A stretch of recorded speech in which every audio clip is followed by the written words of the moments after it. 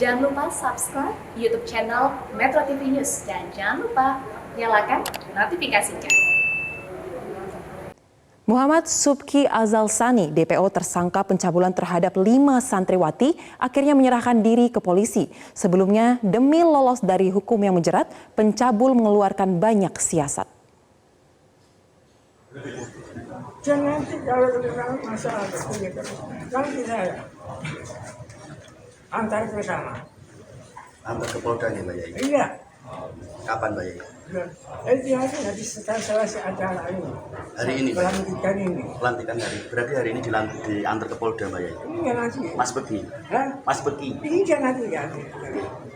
Tidak usah. Sama. Sampai ke Sampai ke. Itulah janji pemilik pondok pesantren Majma'al Bahroin Hubul Waton Minal Iman Siddiqiyah, Kiai Haji Muhammad Mukhtar Mukti, di hadapan Kapolres Jombang Kamis kemarin. Muhammad Subhi Azalsani alias Behi, tersangka pencabulan santriwati, akhirnya menyerahkan diri ke Mapolda Jatim Kamis malam kemarin. Anak kiai yang mencabuli 5 santriwati itu dijerat pasal berlapis. Tersangka ini kami akan dakwakan tentunya pasal 285 KUHP, junto pasal 65 KUHP, ancaman pidana 12 tahun, atau kedua pasal 289 KUHP, junto pasal 65, ancaman pidana 9 tahun, atau pasal 294 ayat 2 kedua KUHP, junto pasal 65 KUHP dengan ancaman pidana 7 tahun. Tentunya dengan adanya penyerahan tersangka dengan barang bukti ini, pada kesempatan pertama ini kami akan segera limpahkan ke Pengadilan Negeri Surabaya dan akan kami tindak lanjut dengan persidangan.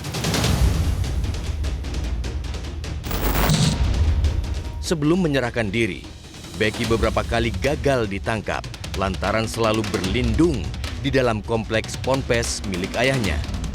Polisi yang datang ke ponpes untuk menangkap si pencabul selalu diadang oleh santri dan pendukungnya. Mobilisasi yang tidak tahu menau, mohon untuk kesadarannya tidak terlibat dalam upaya perlawanan atau perlindungan yang bersangkutan, karena kami tidak ingin menambah permasalahan, khususnya nanti menambah korban dalam arti misalnya ada perlawanan, kontak fisik dan yang lain. Kami tidak mengharapkan seperti itu. Dan tentunya harapan kami kepada pihak pondok jangan melibatkan orang-orang yang tidak bersalah. Untuk menghadapi permasalahan hukum ya harus di persidangan. Bahkan saat hendak diringkus di luar ponpes pada hari Minggu lalu, Beki berhasil kabur dan masuk kembali ke dalam komplek ponpes. Celakanya, Mukhtar Mukti justru melindungi anaknya dan menyebut kasus itu merupakan masalah keluarga. Masalah fitnah ini masalah keluarga. Masalah keluarga. Untuk itu kembali ke tempat masing-masing. Jangan memaksakan diri mengambil anak saya yang kena fitnah ini. Semua anak itu adalah fitnah. Perilaku anak dan bapak itu seakan mengolok-olok dan mempermalukan, bahkan mengangkangi hukum. Sudah semikian hancurkah moral dan keadilan di negeri ini? Negara yang dalam ini penegakan hukumnya kepolisian, kejaksaan, pengadilan nggak boleh kalah dengan kelompok atau dengan apapun. Mau pondok pesantren, mau apa, mau Gang Doli, mau apa, pokoknya ngelanggar jelas nggak bisa pelanggarannya jelas dulu. Kalau bahasa kami wadih sore, ya. Tindak aja sudah. Kalau ini dibiarkan berlarut-larut, maka polisi akan gagal menyelamatkan 2 marwah. Pertama, marwah pesantren. Semua pesantren akan terkena imbas ini kalau tidak segera ditangkap. Dan yang kedua, polisi juga akan membahayakan marwah kepolisian yang tidak mampu untuk menangkap DPO ini. Jadi polisi saya kira tidak perlu khawatir. NU sudah mendukung, para kiai juga sudah mendukung. Jadi menurut saya jalannya sudah sangat terbuka bagi polisi. Lalu bagaimana reaksi korban lantaran berlarut-larutnya proses hukum pencabulan oleh anak kiai itu?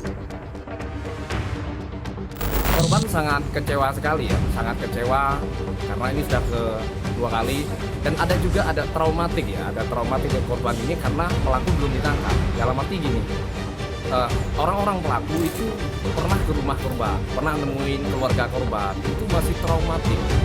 Kalau ini pelaku tidak ditangkap, tidak ada bekas hukum, maka dari keluarga ini masih merasa ancaman.